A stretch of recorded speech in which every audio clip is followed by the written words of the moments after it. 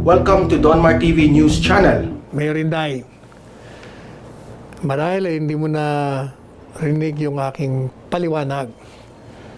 Yun ang aking ideya. Hindi yung based on kinship.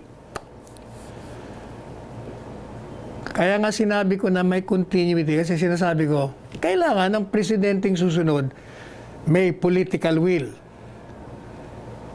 Merong tapang, may malasakit, walang self-entitlement, nagpapatupad ng batas. Yun ang mga kwalifikasyon, not on the basis of kinship.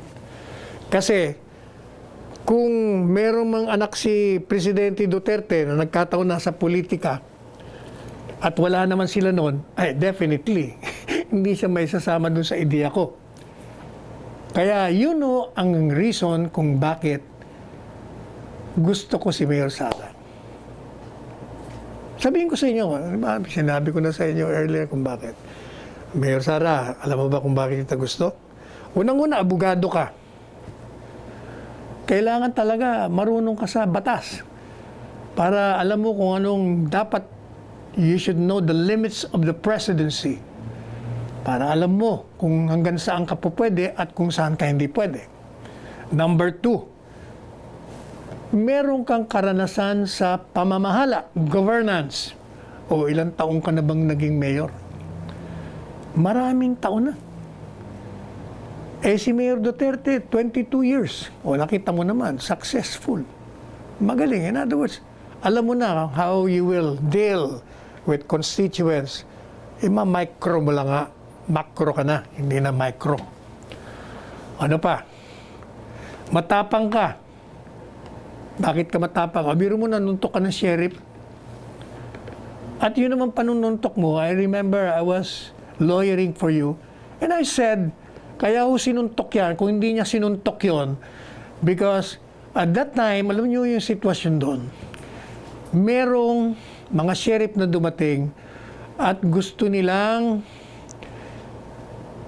paalisin yung mga informal settlers. Eh, sabi ni Mayor Sara, antayin mo ako dyan. Unang-una, may regla ho doon, you cannot just remove them. Merong period yun, kailangan malaman ng local governments, kailangan maayos mo pa saan nililipat. Eh, yung sheriff nagmamadali.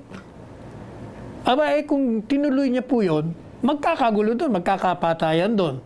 That is precisely why when the mayor came to that place, sa Davao, para ipakita ni Mayor Sara yung authority para tumigil na lahat yung mga, kung sino man yung kasama ng sheriff at makita rin ng mga naroon na batas ang dapat umiral dahil ayaw kang papigil, gusto mong ituloy yung illegal, nabanatang ka.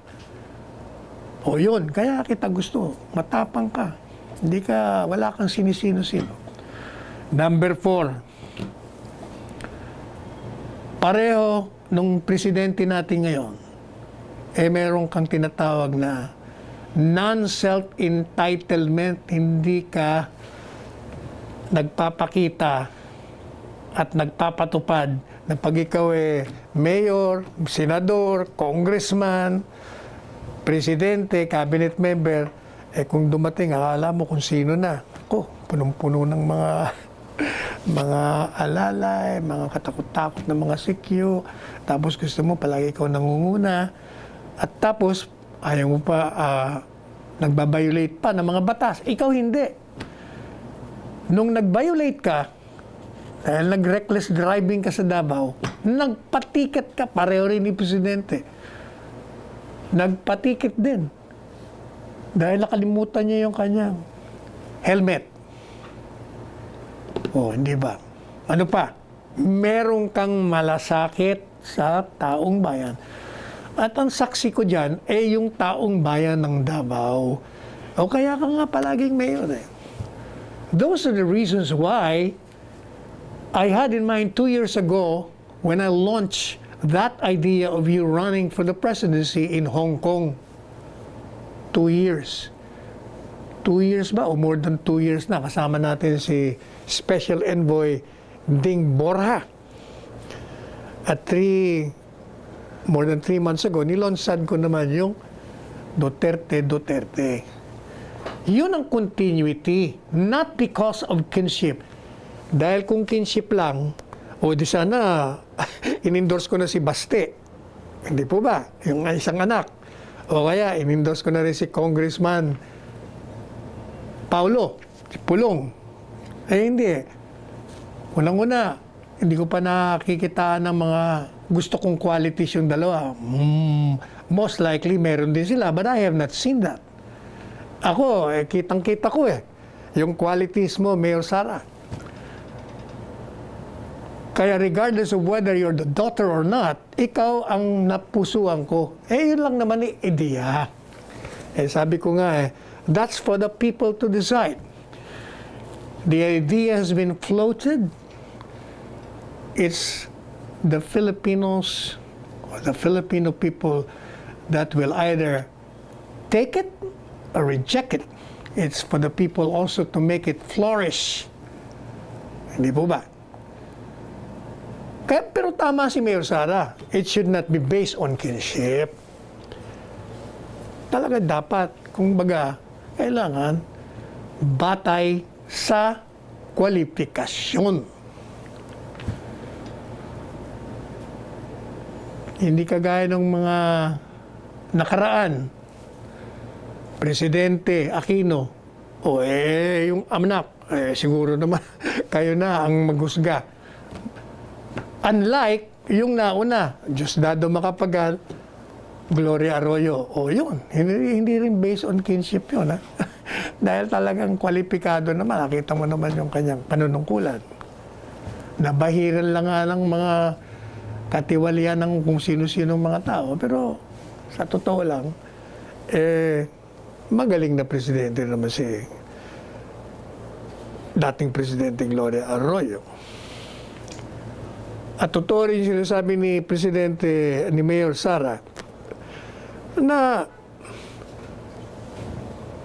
pero hindi yata ako pabor doon sa anybody. Hindi anybody, Mayor Sara, I beg to disagree. Not just anybody can continue the gains of a previous administration. Nako, pag ang pinaupo mo dyan, yung mga kritiko, mga dilawan, wala na, sira. Sisirain yan, pareho ng mga nakaraang mga kasaysayan natin. Naupo ang presidenteng magaling, pumalit yung isang presidente, sisirain lahat ng mga gandang ginawa. Kasi nga kalaban sa politika. Because we have not reached that political maturity. Hindi ho natin.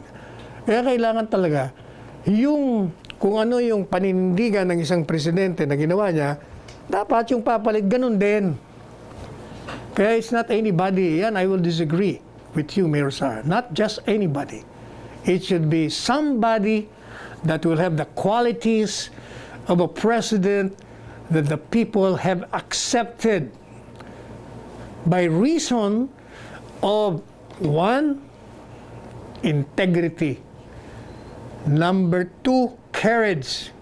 Number 3, compassion. Number 4, experience. Number 5, love of country and the people. Yan. Yan ang aking dahilan kung bakit.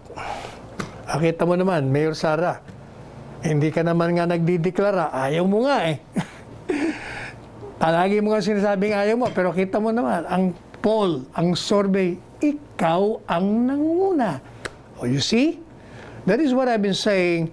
No matter how you or anybody else's who has been egged or convinced or persuaded to run for the highest position of the land, kahit na ayaw, if the gods of destiny play such a call, there is no other option. If the people themselves clamor for such kind of leadership, there is no other way but to respond to the call of the gods. Inabot na naman po tayo ng oras. Ako po ang inyong lingkod, Salvador Panelo, nagsasabi na tayo po ay magsuot ng ating mga face mask, ng ating face shield, wash your hands thoroughly, and frequently with soap and water. At palagi po tayo mag-observe ng 2 meter or 6 feet distance away from each other.